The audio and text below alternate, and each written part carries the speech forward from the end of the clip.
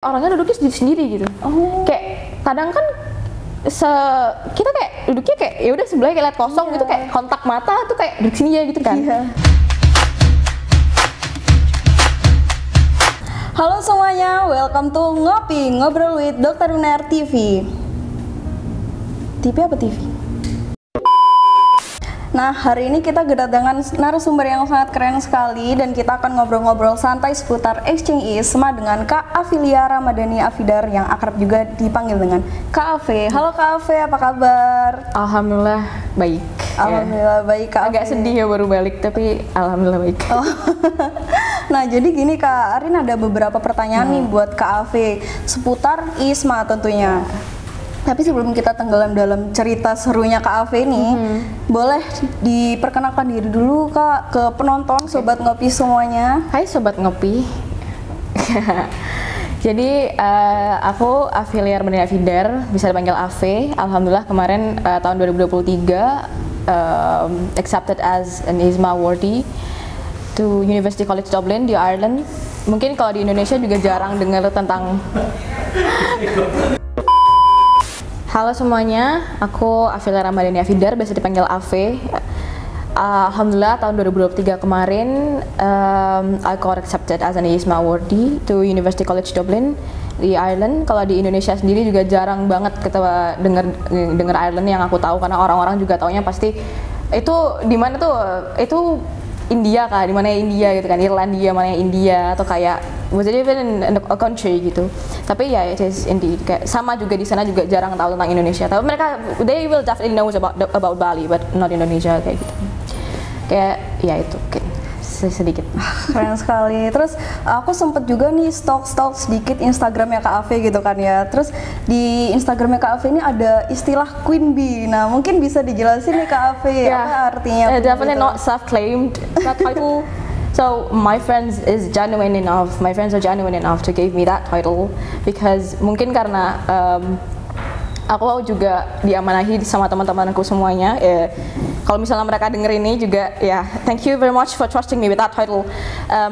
Aku kayak ketua geng gitu istilahnya, kayak ketua geng, kayak student representative di sana. Jadi SR itu fungsinya di ISMA untuk menjembatani dari awardee itu ke koordinator kita gitu. Jadi jadi awardee itu di negara-negara itu ada koordinatornya, kayak UK Ireland ada koordinatornya kayak gitu. Jadi mungkin dari situ ya sekiranya. Wah, this a nice information. Ya, di situ selain itu juga basic aja ya, karena being nice to people kayak gitulah. Kayak keren banget. I was humbled, honestly I was humbled. Keren banget Sobat Ngopi. Mungkin kita bisa langsung aja nih ya Kak ke pertanyaan-pertanyaan inti kita yang mungkin Sobat Ngopi juga udah penasaran.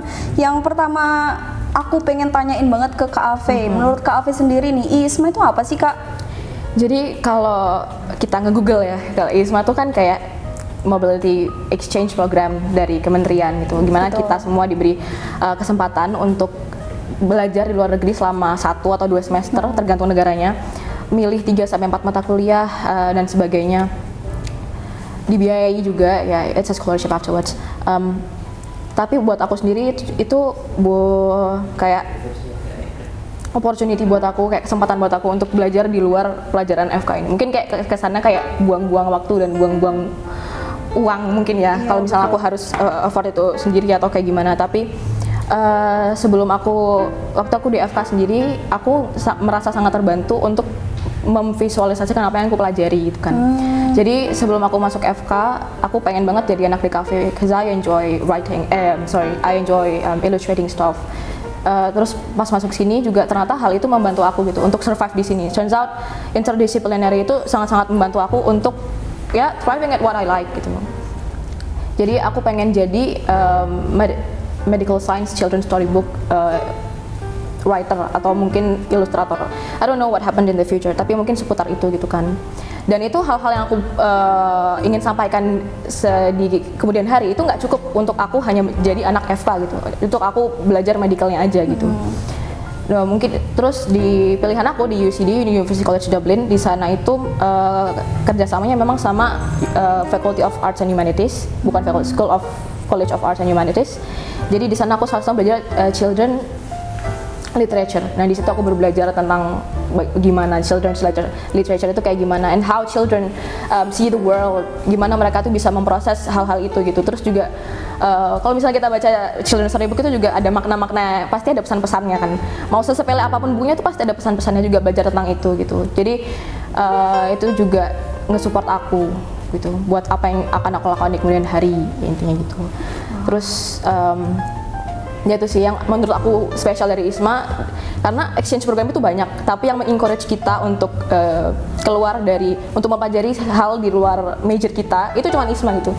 Menurut aku ya, mungkin di luar sana ada program-program lain, tapi yang membuat orang-orang terpukau sama ISMA, termasuk juga orang internasional di sana, because UCD sendiri juga kan menerima exchange students itu nggak cuma dari ISMA gitu. Terus aku juga kenalan sama orang-orang di sana juga mereka dari program yang berbeda-beda gitu, dan dari negara yang berbeda-beda juga begitu mereka dan mereka semuanya pasti disuruh nyalinar sama program mereka gitu. Nggak ada yang mengencourage kita untuk percaya kalau bukan gitu ya, kayak permasalahan di dunia ini tuh nggak diselesaikan cuman dengan kayak anak FFK doang gitu. Kalau teknik-teknik doang gitu. Ada yang namanya collaboration juga kan. Nah, pas mereka tahu kalau ISMA tuh nge-encourage hal itu, mereka tuh kagum gitu. Oh, ada ya yang udah melek kayak gini gitu. Dan ternyata pemerintahnya juga mengencourage hal tersebut gitu. Itu yang menurut aku bikin itu spesial sih. Gitu. Wah, keren sekali Kak jawabannya. Berarti kan despite all of the chaos dan mungkin banyak yang bilang juga kalau ISMA ini ribet, mahal dan lain sebagainya, itu sebenarnya hal apa sih yang benar-benar bikin Kak Ave ini termotivasi banget buat join ISMA ini? Chaotic, apalagi kayak persiapannya gitu-gitu kan. Tapi buat aku, kenapa? Mungkin pertanyaannya lebih ke kenapa harus ISMA gitu kan? Kenapa nggak exchange yang lain, program yang lain gitu? Mungkin salah satunya tadi aku mau balik ke alasan aku itu tadi, kayak I think I need something else. I think I need something more than research, more than something that I will learn di FK gitu. Terus yang menurut aku yang bisa support hal tersebut ya ISMA gitu. Karena dari segala objektif dan segala tujuan dia juga aku merasa align gitu dengan ISMA sendiri. Kayak berarti memang sesuai visi misi Kak Ave, studying in FK UNER, terus juga exchange gitu ya Kak ya. Awalnya aku juga ngerasa pointless gitu kan, kayak pas pertama tahu gitu, tapi pas dipikir-pikir juga iya juga ya, kayak maksudnya kita sebagai pemuda-pemudi lah intinya, mungkin kita harus mulai mikir juga gitu, kayak gimana caranya bisa collaborate atau kayak gimana. Betul. Kayak gitu kan, kayak aku baru ngeh tuh pas aku aku ngerti nih, aku sadar dengan adanya program ISMA dan aku ngerasa relate dengan ISMA. Tapi sebenarnya aku baru nyadar bahwa aku benar-benar ngerti baru benar-benar ngeh sama ISMA dan aku sendiri dengan apa yang aku mau waktu aku daftar gitu, waktu aku bikin motlet waktu aku bikin SI-ku buat ISMA, aku baru nyadar kalau this is what I want gitu. Ya baru nyadar tentang passionku juga di situ. Aku awalnya sempat maju mundur juga, karena kan yang perlu dikorbankan juga kan, kayak telat 1 semester gitu. Kan kita juga blok kan, nggak boleh langsung loncat gitu, nggak ada yang bisa dikonversi. Apalagi kalau kebanyakan medical school di luar, mungkin di sini juga ya, mereka nggak menerima exchange students gitu. Mungkin ada, tapi kayak definitely not UCD. Terus aku juga sempat mikir kayak apakah aku benar-benar pengen gitu, telat sama yang lain, because I think our friends really helped us a lot di sini, kayak as a support system. Terus I have hard times imagining my life without them continuing FK. Dari mungkin sekarang belum kerasa ya, mungkin nanti ya, I don't know how it will be. Tapi aku sempat debating tentang hal itu, tapi aku mikir lagi kayak I need this gitu, kayak I need this. Aku juga waktu aku nyusun motletnya itu aku benar-benar ngerti kalau kayaknya aku benar-benar pengen deh. Toh kalau misalnya kita pengen dan emang harus kita pause 1 semester juga, ya udahlah ya. Kayak udahlah ya gitu sih. Berarti tadi kan Kak Afi sempat mention rasa ragu kayak maju enggak, mundur atau enggak, dan mungkin kayak kita sebagai mahasiswa tuh memang relate buat apapun aspek kehidupan kita yang tentang rasa ragu itu. Dan tadi Kak Eve juga sempat mention ya dalam persiapan esai, jadi boleh nggak sih Kak diceritain gimana persiapannya untuk daftar ISMA, terus mungkin apa aja requirement yang dibutuhkan oleh ISMA ini biar Sobat Ngopi juga tahu nih apa aja. Jadi kalau daftar ISMA itu ada 2 tahap ya. Yang pertama tuh yang seleksi berkas, terus ada seleksi berkas, interview, ada yang namanya tes kebinekaan, tapi itu kayak kebangsaan gitu kayak ya in general.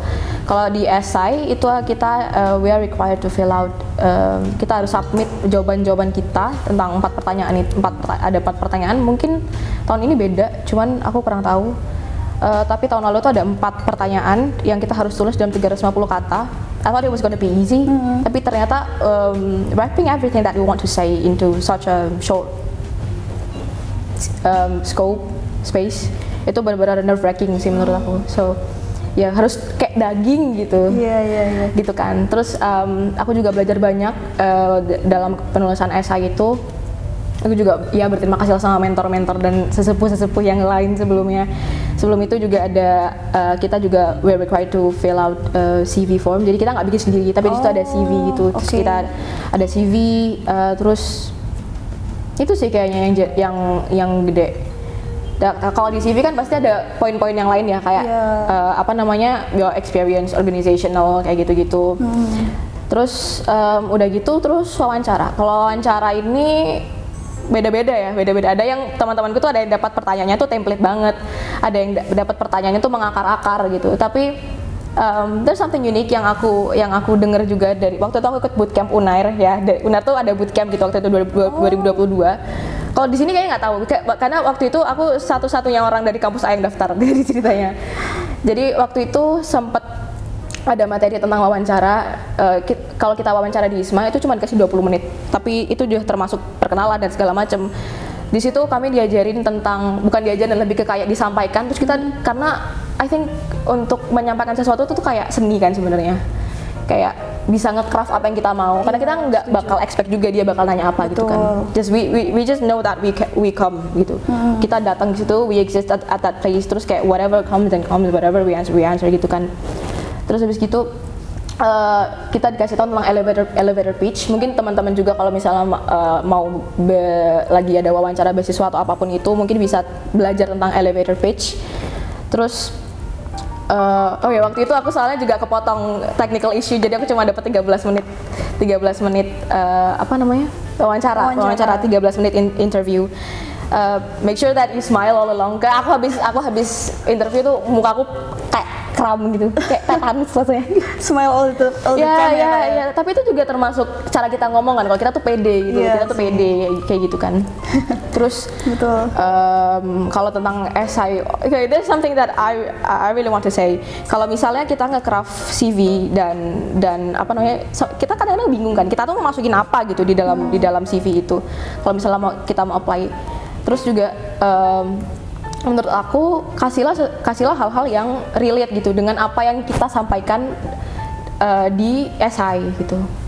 So kalau di esai I craft myself, I tell myself, I introduce myself as someone yang pengen membuat sains itu lebih inklusif gitu. Jadi kadang-kadang itu kan sains itu kompleks ya. Kayak I think nggak semua bisa nangkep true science gitu, karena kekompleksan itu, apalagi kayak medical science gitu. Makanya ada hoax orang bilang segala macam kayak gitu kan. Kayak there needs to be someone, there needs to be people yang mampu untuk mengcraft kompleks science tersebut jadi sesuatu yang lebih accessible for everybody. Entah apapun itu caranya gitu kan. Aku pengen jadi orang yang seperti itu gitu. Terus jadi di CV ku itu aku naruhnya misal kayak awards gitu, awardsnya kayak yang relate lah gitu. Misal di situ aku jadi aku waktu itu nulis kayak menang lomba jurnalistik misalnya. Sebenarnya tuh aku sebagai anak FK apa sih benefitnya gitu kan. Tapi karena aku pengen menyampaikan, aku perlu mungkin itu adalah salah satu poin yang perlu gitu. Jadi misalnya jurnalistiknya tuh cuman juara kota gitu misalnya, tapi aku punya juara lagi yang lain gitu, yang lain yang lebih wah lagi. Tapi itu nggak relate sama yang ingin aku sampaikan di esaiku, kayak sama yang aku pengen nge-brand diriku sebagai apa tuh nggak relate gitu. So aku bakal choose yang itu yang di kota tadi, meskipun itu lebih nggak wah ya daripada yang nasional, tapi itu lebih relate, lebih nyambung. Jadi CV itu nggak sekedar kita tuh seberharga apa gitu, tapi lebih ke kayak itu kita nge-brand diri kita tuh sebagai apa, kayak gitu sih. Terus juga di SI juga di SI juga kita juga harus tetap lihat chance di mana kita bisa kayak nge-flex diri kita secara halus gitu. Jadi kebanyakan aku lihat dari teman-teman, aku nggak tahu kalau orang yang lain-lain tuh bikin SI itu kayak gimana. I'm not really experienced in this field actually. Tapi lihat-lihat itu kadang-kadang orang itu nulis kayak menjabarkan aja gitu, kayak they just tell. Jadi SI itu tanya, kita jawab aja, kayak ngomong aja gitu. But no, we should flex. So nggak mau tahu caranya gimana, tapi how we write is us gitu loh. Kayak bahkan penggunaan koma, titik, cara kita nulis itu tuh juga personality kita yang ada di situ gitu. Gitu sih. Jadi kelihatan banget kalau orang ngecat pakai ChatGPT kayak nggak ada personality-nya gitu. Iya, betul. Kayak nggak ada personality-nya. Jadi itu sih, lihat chance kita untuk show who we are, tapi jangan yang kayak jadi cocky gitu ya. No. Cuman kayak nah itulah. Ya adalah caranya, cari cara gitu, bisa belajar dari esai ya, gimana sih mereka. Nanti kita ngerti sendiri kok kalau kita baca esai yang keren dan esai yang biasa aja, itu nanti kita ngerti. Nggak semua esai itu keren, tapi pasti kita pengen esai kita keren gitu kan. Itu sih. Terus persiapannya mungkin kira-kira di situ. Terus juga apa ya? Ya ngumpulin modal ya, karena nulis bukan modal duit ya, tapi kayak nulis tuh harus ada modalnya gitu. Nggak bisa langsung tiba-tiba kayak nulis doang, kayak apa mau ditulis bro gitu kan. Kayak brainstorming sama nulis. Kalau kita nyertain experience, kita harus punya experience dulu. Jadi carilah experience yang correlates gitu. Atau award, misalnya award, kita cari lomba yang correlates. Kalau ya alhamdulillah menang, kalau nggak menang kayak ya udah gitu kan. Kayak gitu sih, cari, mungkin itu aja sih kayaknya. Kalau application-nya kayaknya itu. Wah, keren sekali. Berarti jadi aku izin ngerangkum ya Kak. Jadi aplikasinya tadi itu ada 2 tahap. Yang pertama seleksi berkas, yaitu buat esai diri kita, dan juga CV-nya tuh berarti udah disediakan template dari... Ya, jadi kita tinggal kayak Google Form gitu, tapi bukan Google Form. Jadi ada slot-slotnya, terus kita tinggal isi gitu aja sih. Iya, baik. Berarti terus yang kedua tadi adalah tes wawancara selama 20 menit. I don't know, kalau tahun ini jadi lebih sedikit, aku juga kurang. Ya, berarti buat sobat ngopi nih yang mungkin tertarik banget sama Isma, bisa dipersiapkan mulai sekarang dan juga mulai ngembangin diri di soft skill maupun hard skillnya itu sendiri gitu. Nah, terus untuk Isma sendiri nih Kak, setelah sampai dan diterima oleh lembaga penyelenggara Isma sendiri, itu di sana itu ngapain aja sih Kak? Dan kenapa kok harus ke UC Dublin gitu? Kenapa harus di sini? Aku awalnya pertama tuh kayak aku awalnya nggak pengen di sini nih. Aku pengennya itu awalnya itu salah satu motivasi aku untuk daftar adalah aku pengen jalan-jalan ke Eropa ya. Jadi jujur aja pasti adalah niat-niat terselubung gitu kan. Tapi ternyata bukan rezeki. Tapi juga aku nggak nyesel sih. If I have to go back in time and have the chance to choose anything, aku bakal tetap milih UCD. I think it's the best. Jadi UCD itu dulu pilihan kedua aku. Yang pertama itu Maastricht. Sorry Kak? Maastricht University. Itu ada di Netherlands kalau nggak salah. Ya, di Netherlands. Tadi apa ya pertanyaannya? Itu Isma tuh di sana ngapain aja sih? Daily life itu gimana? Daily life. Sebenarnya kita menjalani kehidupan kita sebagai mahasiswa biasa sebenarnya. Kayak di sana tuh we choose 4 courses that we want.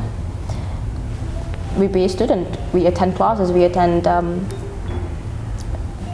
test. Kalau perlu ada tutorial, kita ikut tutorial. Sebenarnya seputar itu aja. Tapi yang bikin Isma tuh agak-agak bukan ribet sebenarnya. Isma kan ada tujuannya kan sebagai kayak ambassadors of Indonesia di luar ya. Jadi emang ada challenge-challenge yang perlu kita penuhi sebagai awardee gitu ada. Kayak ada 2 challenge besar dari ISMA sebenarnya yang kita perlu lakukan di sana. Sisanya tuh ada, cuman nggak segede ini. Karena aku ngerasa paling effort itu 2 ini. Ada Heroes Challenge itu kayak bikin Heroes Challenge itu misi kita di sana kayak memperkenalkan kayak bikin Indonesian Day. Kalau misalnya pernah lihat di TikTok atau di YouTube atau di Instagram ada anak ISMA bikin acara Cultural Day. Itu namanya Heroes Challenge. Gitu. Heroes itu kita bikin acara itu ribet banget karena bikin acara di sini aja ribet gitu kayak ngurusin tempat, ngurusin catering segala macam. Meskipun tuh kedengarannya kayak sepele ya, tapi kalau misal kita harus bikin itu di luar negeri itu agak repot sebenarnya. Itu agak repot karena kita nggak kenal siapa-siapa juga bro, jadi kayak ya kayak itu. Terus ada ada beberapa challenge kebudayaan dari ISMA yang perlu kita penuhi di sana. Terus ya itu sih. Selain itu juga ya kita in general surviving di sana maksudnya itu juga nggak segampang itu sih kalau aku bilang. Surviving as a student ya maksudnya. Kalau misalnya surviving di sana nggak ngapa-ngapain mah gampang gitu. Karena kalau misalnya ngomongin culture shock juga kayak kita semua pasti aware kalau misalnya di sana berbeda dengan di sini gitu kan. Tapi yang bikin susah adalah kita survive dengan education system di sana awal-awalnya. Kayak gitu sih yang bikin ribet. ISMA beratnya kalau aku bilang di challenge-nya. Tapi memang itu poinnya kan. Jadi mau gimana lagi. Dan itu juga sebenarnya aku juga bersyukur teman-temanku juga sangat-sangat suportif dan kooperatif juga. Jadi nggak seribet itu, nggak drama lah. In between kesulitan-kesulitan itu karena kita waktu itu juga banyak unexpected things that happened. But we get through it all, so it's fine. Itu sih. Tadi kan Kak Afi sempat nge-mention juga nih ada lecture dan terus ada cultural day. Kalau tentang wet lab eksperimen atau dry labnya itu di sana apakah ada session untuk itu atau gimana Kak? Kebetulan kalau aku sendiri mata kuliahku aku nggak ada praktikalnya aku nggak ada. Oh berarti nggak ada samsek ya Kak ya? Kayak skills lab yang kita masuk ke lab atau kayak melakukan gitu kan? Iya betul. No, I didn't do anything. Salah satu-satunya yang matkul sains yang aku pilih itu pharmacology dan itu nggak ada prakteknya gitu. Kayak dia cuman MCQ biasa gitu. Itu cuman MCQ biasa ABCD gitu. Sisanya juga nggak ada yang dikerjain ya karena aku pilih 4 pharmacology, children's literature, introduction to folklore, sama satunya lagi sociology of health. Jadi nggak ada yang sainsnya. Tapi berarti majornya apa Kak di sana Kak? Aku general exchange student aja gitu. Jadi general exchange student means that we can choose whatever we want di sana. But our card says that occasional students gitu. Occasional students dari fakultas apa gitu misalnya. Jadi school of apa, college of apa. Kalau aku ISMA kerjasamanya sama College of Arts and Humanities. Jadi semua awardees di ISMA di UCD semua adalah exchange student di Faculty of Arts and Humanities. Mungkin kalau misalnya di univ lain itu ada beda-beda ya, gitu. Ada yang bisa milih fakultas mana, terus mereka hanya bisa memilih pelajaran-pelajaran yang ada di situ. Tapi kalau misalnya di UCD sendiri, kita semuanya di Arts and Humanities. Jadi mayoritas mata kuliah yang kita pilih, mayoritas khusus yang kita pilih itu harus ada di sana gitu. Kita boleh milih 6. Tapi minimal 4, maksimal 6 karena untuk memenuhi visa requirement kita harus milih 4 as a student. As a full time student kita harus milih 4, sisanya 6 itu paling enggak 3 harus dari fakultas kita kayak gitu. I got your point. Terus yang mungkin bikin aku pribadi penasaran juga nih Kak, mungkin ada nggak sih pengalaman yang nggak terduga sama sekali selama pengalaman di sana ISMA? Kayak mini culture shock gitu ya modelnya. Agak terduga ini in general kan ya? Iya in general Kak. Mungkin cari temen tuh nggak segampang itu ya. Di Ireland yang orang yang emang lebih friendly. Gitu. No. Actually Ireland is quite friendly amongst other EU countries, European countries, especially at the West.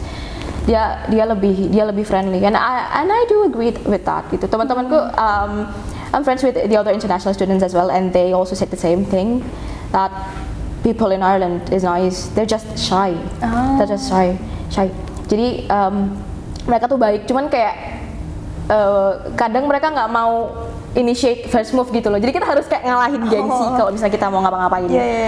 Terus kalau misalnya kita di sini cari teman kan segampang itu, maksudnya kayak nggak nyepelin juga ya, cuman kayak kadang-kadang kita tuh masuk kelas nggak tahu siapa-siapa, misal kayak waktu kelas gede di kayak waktu semester awal-awal kan kita ada kelas yang bersama tuh kan, kadang-kadang kita cuma dateng lihat orang senyumin, boleh nggak duduk sebelahnya, terus ngobrol, tiba-tiba tukeran IG, terus kotak-kotakan masuk nggak gitu kan, kayak we always need people here. Tapi di luar sana no, aku ada 2 kelas yang aku benar-benar sendiri, nggak ada anak-anak Hisma yang lain karena emang preferensi kita beda gitu kan.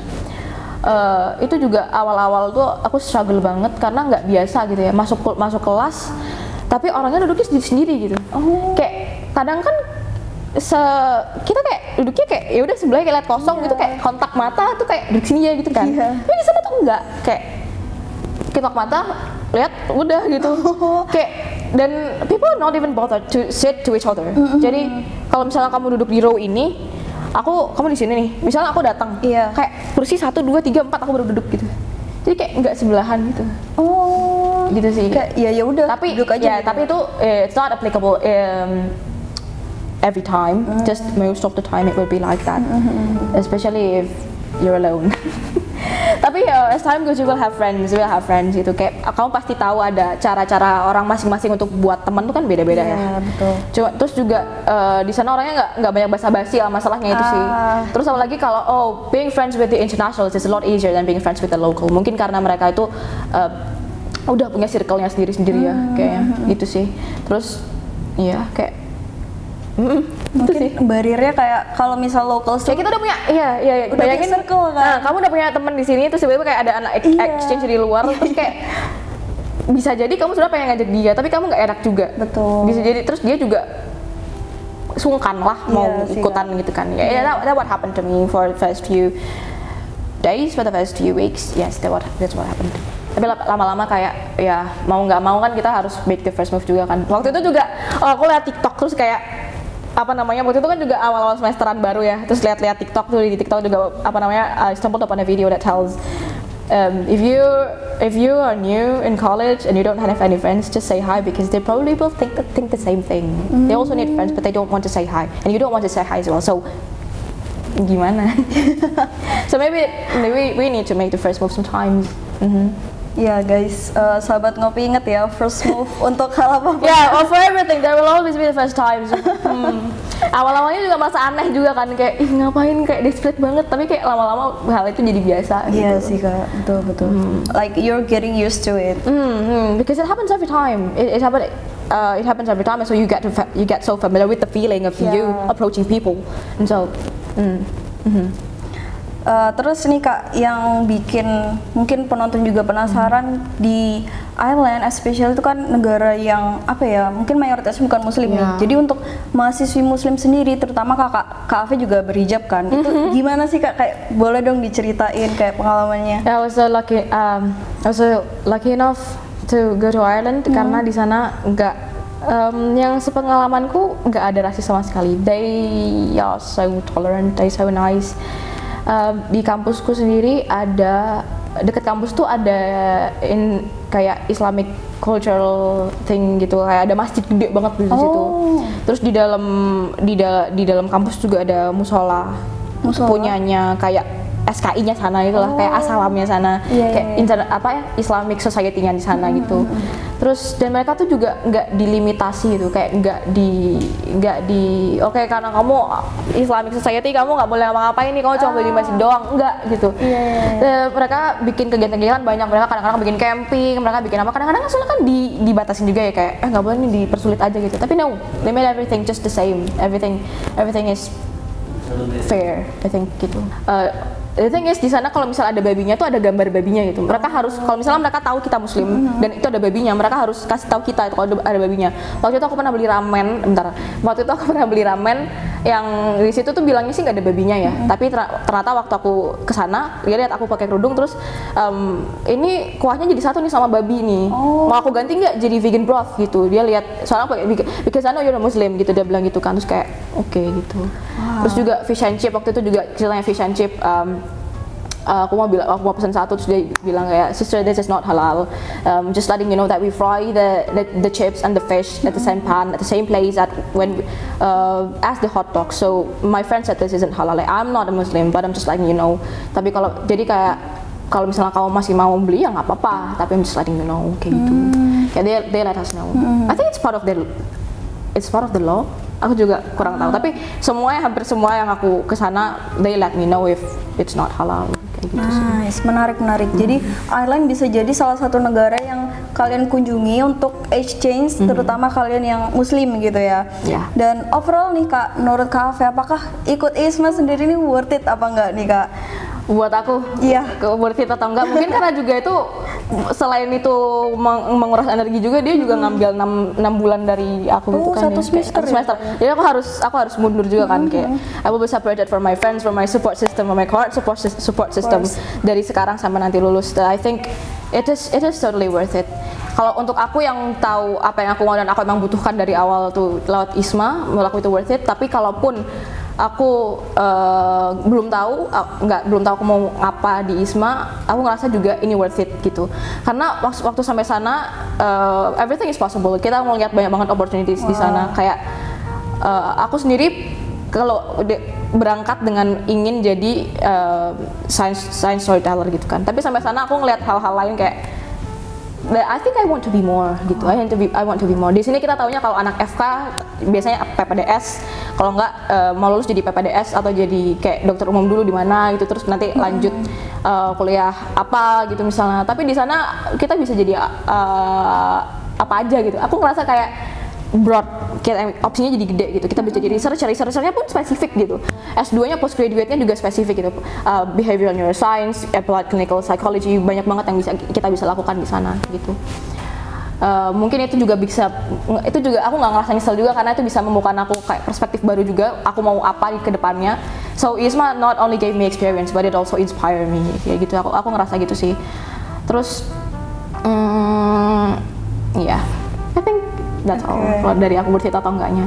Terus juga meski ini I think it's not 6 months of my life, 6 months of my studies, but I think ini it's like a life in a semester gitu. It's a life in 3 or 4 months kayak gitu sih. Jadi worth it. Wah, definitely worth it ya Kak. Definitely worth it. Thank you so much informasinya Kak. I think I want to say something first.